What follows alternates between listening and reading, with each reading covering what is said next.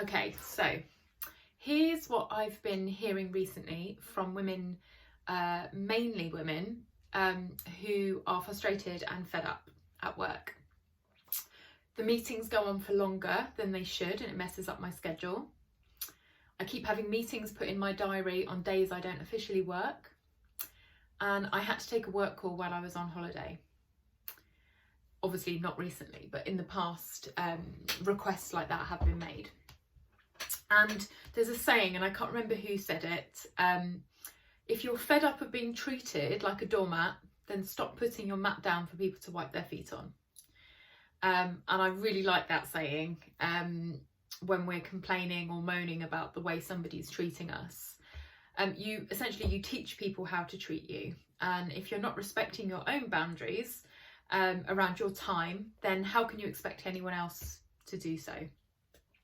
You're essentially setting an expectation every time you say yes that it's okay to do.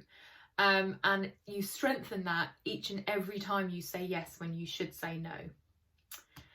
So my question back to each of these statements from these women was, firstly, did you stay on the call after it was supposed to end? Did you accept the meeting and attend on the day you weren't supposed to work? And did you take the call when you were on holiday? And the answers to those questions were a resounding yeah, well, yes. What else could I do? So then I asked, what would have happened if you didn't? And the irrational fears that initially came up were all around displeasing someone, or fear of getting in trouble or fired. But the rational truth, after digging a little deeper with them, was nothing would have happened. The world wouldn't have ended. Legally, you can't be fired for reminding someone that you don't work Fridays, for instance.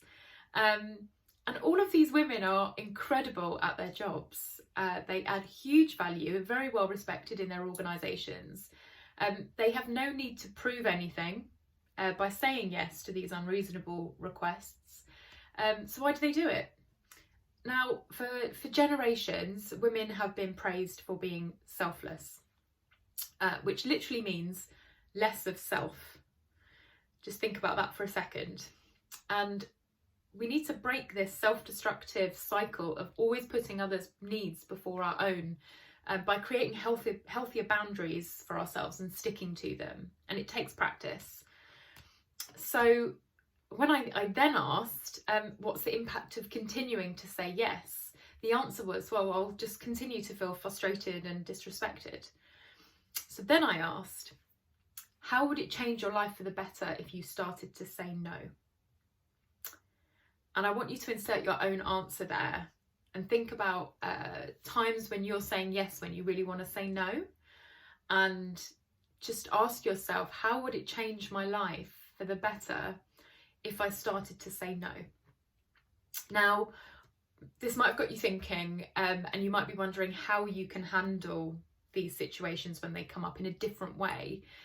So if you check out my latest blog on my website, the link is in my Instagram bio. If you're watching on YouTube, you can go to carly-ferguson.com, and there I just share some alternatives to yes for each of those situations that I just mentioned.